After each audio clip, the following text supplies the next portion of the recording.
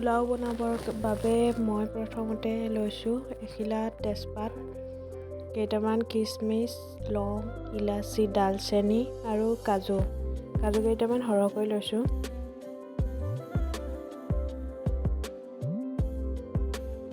ইয়াত লৈছোঁ গাজৰ, মটৰ আৰু বিন ভালদৰে কাটি লৈছোঁ আৰু লৈছোঁ জহা চাউলখিনি ভালদৰে ধুই শুকুৱাই লৈছিলোঁ মই দিনতে। এতিয়া কুকাৰটো পাতি ৰিফাইন তেল দিলোঁ। তেলখিনি গৰম হোৱাৰ লগে লগে কাজু, কিচমিচ, লং, ইলাচি, তেজপাত সকলোখিনি দি দিলোঁ। অকণমান ফ্ৰাই হ'বলৈ দিম। এতিয়া বেছি নলৰাওঁ, অকণমান মাত্ৰ ফ্ৰাই হ'বলৈ দিম। তাৰপিছত গাজৰ, বিন, মটৰ এনেকৈ সকলোখিনি দি দিম।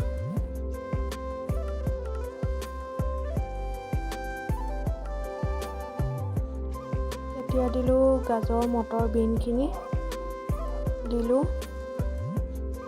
দি ভালদৰে অকণমান টাইম ফ্ৰাই কৰিব লাগে। বেছি একেবাৰে সিজোৱালৈকে থাকিব নালাগে, অকণমান ফ্ৰাই কৰিলে হৈ গ'ল। ভিডিঅ'টো চাই গ'লে গম পায়ে যাব আপোনালোক।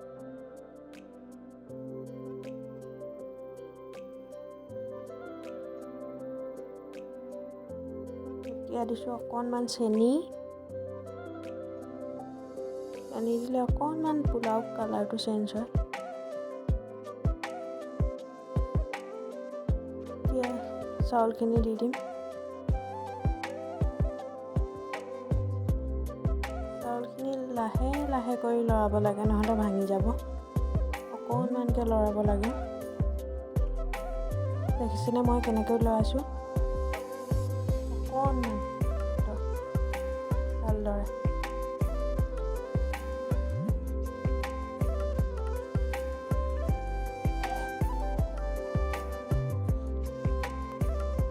পানী দিছোঁ। পানীটো কিন্তু পোলাওত পূৰা জোখকৈ দিব লাগিব, কাৰণ মই চাউল দিছোঁ 3 কাপ।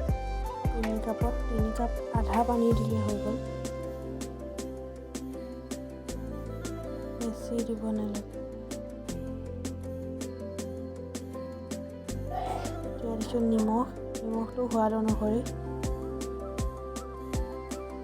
তাৰপিছত দিছোঁ ঘিটো মষ্ট ইম্পৰ্টেণ্ট।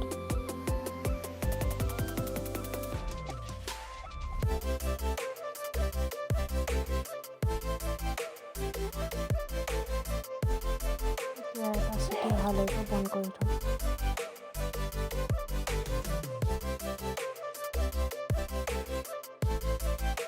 এটা মাৰিলে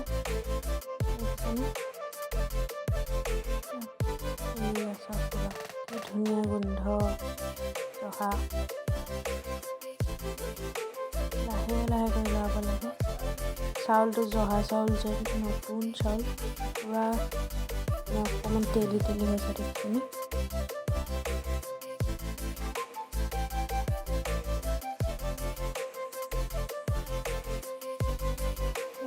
জহা চাউল বনোৱা ষ্টাইল চালে গম পাবই।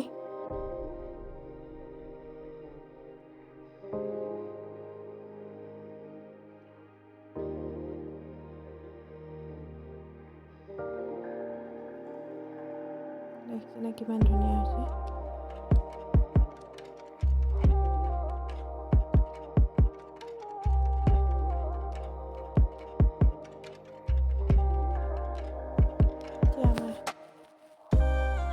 পোলাও ৰেডি।